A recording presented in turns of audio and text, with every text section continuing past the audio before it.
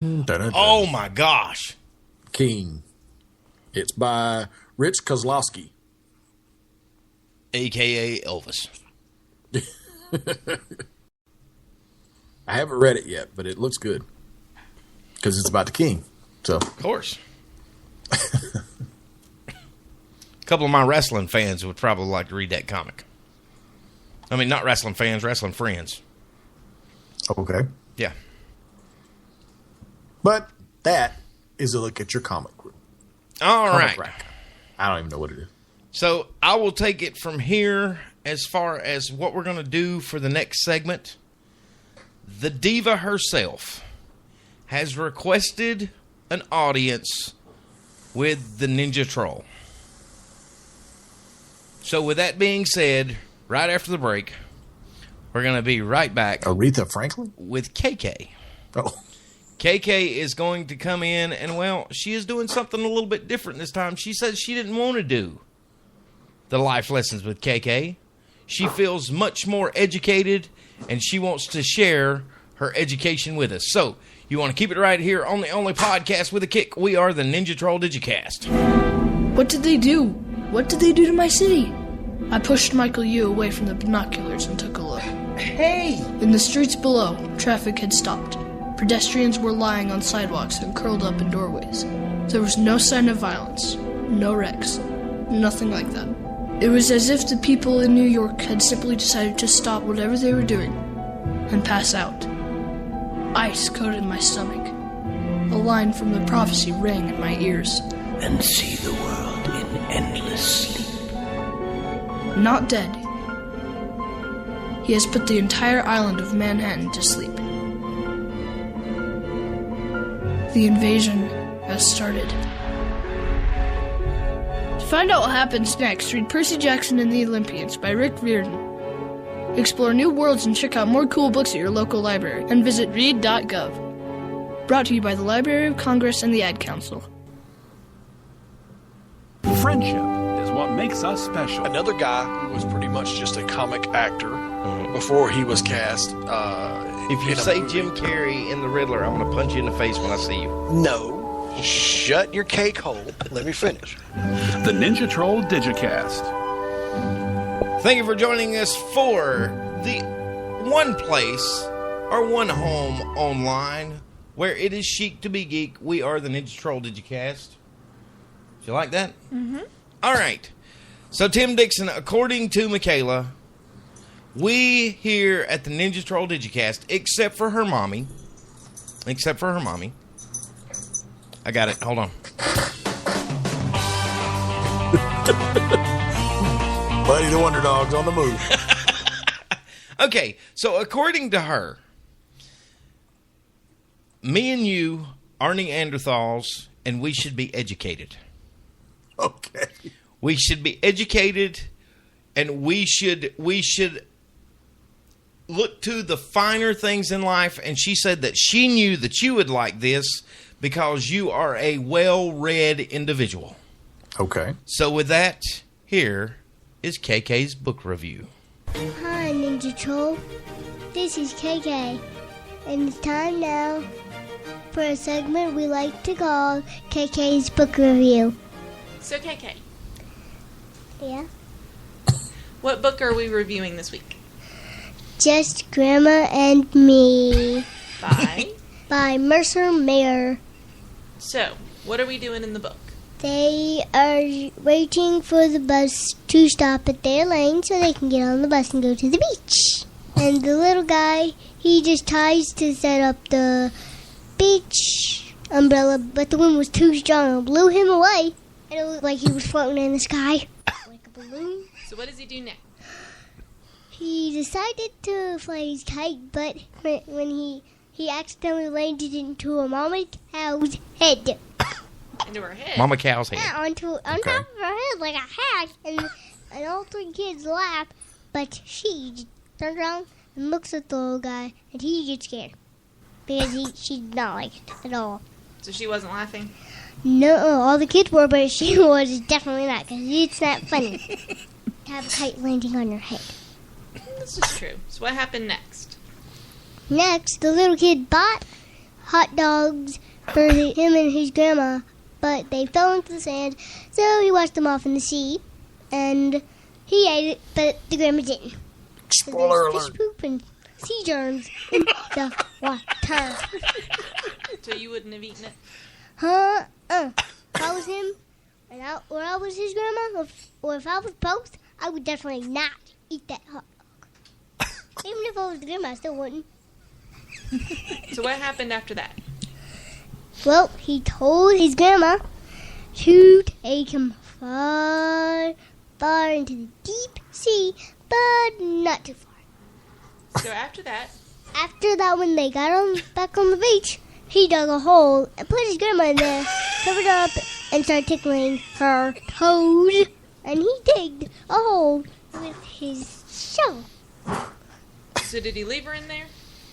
And he didn't leave her in there. He decided to go show his grandma his sandcastle, but there's a big wave, and it made his sandcastle not the same way it was, and he got mad. Plus, he used a straw. Why does he need a straw for a sandcastle? Just tearing her up. So what do they do after that? After that, they got on the bus and went home because it was nighttime. His grandma told him that she was getting tired, so he told her that he would watch for their bus stop, but he fell asleep, so his grandma stayed awake. So his grandma had to stay up. Yep. And she was going to fall asleep. So how does it end? And after that, when they got to their bus stop, Grandma picked him up and got off the bus with him and went and got into the house and put him to bed. Because he was sleepy and he was asleep. So did you like the book? Yes, I did. So on a scale of 1 to 10, Mm-hmm. 1 being the worst, 10 being the best, how would you rate it? 10 being the best because I know that 10 is higher than 1, but I like it because it's so good and funny. So what would you rate it? I say 10. So would you suggest this book to somebody else? I would just say yes because you know how people would read that book. Anyways. Think so? Yeah. Well, I would because other people would want to read a book like this. Because it's good. Well, thank you for helping us with your book review. You're welcome. That's the end of KK's book review. All right. So again, the name of the book was Just Grandma and Me. By who? Who was it, Laura? Mercer Mayer. Mercer Mayer. I do feel enlightened. Do you? Yes, I do. Do you? Well, listen, and I've got to explain it to you. For the life lessons with KK, there was an actual script involved in that. And it was one of those things to where, you know, it would be typed up and she would repeat what I say. And this is giving away everything that's behind the curtain there in The Wonderful Wizard of Oz. Pay no attention to the man behind the curtain. Yes. So, I decided, you know what? She's reading these books. She brings 2 books home a week. She reads it the first day, and then the second day she rereads it, and then she has to write something about the story that she's read. Yeah. So, to help her out, I've decided to do a book review with KK. So, we still might have life lessons with KK, but we will also have book reviews to appear every now and then on the show. So, we have to tell her she did a wonderful job because that was absolutely fabulous. That was great. All right. So, I think that it's time for us to go to another part of the planet known as Earth in the wonderful geographical location of the United States, where we are going to examine Ninja Troll Mount Rushmore. What are we going to do? We're going to examine it. Examine it. Yes. Maybe examine. Yes, well, you can do that too. We can examine it while we do the examination. There it is.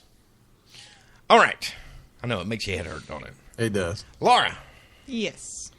we are talking about gadgets. Yes. Gadgets that we have seen in movies No real life gadgets, please. I mean, like the Swiss Army knife, absolutely, it should make the list of gadgets that go on Mount Rushmore. But these are the science fiction, comic book, science fiction TV, anything in novels, anything or any gadget that sticks out in your mind. Give us your first one. Sonic screwdriver. Sonic screwdriver. Yes. Yes, I love that. Because you can use it for anything. It's so loud. It's scary. All right, Tim, what did you... wait a minute. What do you mean you can use it for everything? Can I kill you with a sonic screwdriver Probably. by stabbing you in the neck with it? Well, it doesn't actually have a point. Right. So what is it about this gadget that makes you say it needs to go there? Okay, well, first of all, it's computerized. Yes. So when you scan something, it automatically starts computing how to disintegrate it. Like a wooden door. Yes. You can use it to pick locks. You can use it to scan someone to see what's wrong with them, if they're healthy, if they're living, if they're not. You can use it to reverse a time portal. You can just use it for all kinds of stuff. Excellent. Tim Dixon. Yes. Timmy D. Yes. Mojo, if you will. Okay, we got it. Mr. Baldini. What is your number one gadget on the list? I don't know if I necessarily like put them in order or anything, Okay. but the first one I have on the list is a utility belt. Batman's utility belt? Yes. Okay. Pick 3 of the little capsules there on the bat utility. Now, wait a minute. Hold on a second. Which utility belt are you talking about? Are you talking about the capsule bat utility belt? Or the pouches. Or the pouches? Either one. You can go with either one. But one of them, either the capsules or the pouches, one of them has to have bat shark repellent. And not the little bitty one, but the big giant can that he used in the movie. One that you can get from like Sam's Club, right? Yeah, it looked like a giant can of Raid. It was like that size. Okay, for me, the first one that I'm going to pick, I am going to go Star Trek on your rear ends. I am going to say the tricorder. I have to agree with you. That's a good one. Mm-hmm. And the reason is the tricorder. That's the one that Dr. McCoy carried that had the microphone that he would rub Jim, up this and man's down a people's Klingon. body. Yes. So with that, you can tell what race somebody is. You can tell their blood type. You can tell whether their heart beats, whether their heart's not beating. It's just a wonderful tool to have. All right, mixing things up here. Dixon, I'm going to let you go first on the second one. I'm first on the second one. Yes. Okay. Who's on first? My head's starting to hurt again. James Bond's laser watch. Oh. The watch that had the laser beam that would come out the end. Oh, I'm drooling over here. That's awesome. That's awesome. And see, yeah, I mean, with that, you don't even got to explain it. It's a watch that shoots lasers. That shoots laser beam. Freaking lasers. Yeah, the only thing was better, sharks with freaking laser beams on their heads. All right, Laura, what's your second one? My second one is the TARDIS. TARDIS. Do we Ooh, see a trend? We do see a trend. Now, Picking see, up on that. you have said the sonic screwdriver, and you've said the TARDIS. That makes me wonder what the third one is to come from the list of Doctor Who. And I hope that there is one because I'm quite curious. If not, his whole argument collapses. But with the TARDIS, it's small on the outside and it's humongous. No, it's bigger on the inside. It's small on the outside and it's ginormous on the inside. But the correct terminology, it's bigger on the inside. That's what everybody says when they walk into the TARDIS. Oh. So it's like a running joke. Yes. Okay. Because at one point they're trying to escape from somewhere, and I don't remember which character ends up running into the TARDIS just randomly because they're trying to escape this specific moment in time. And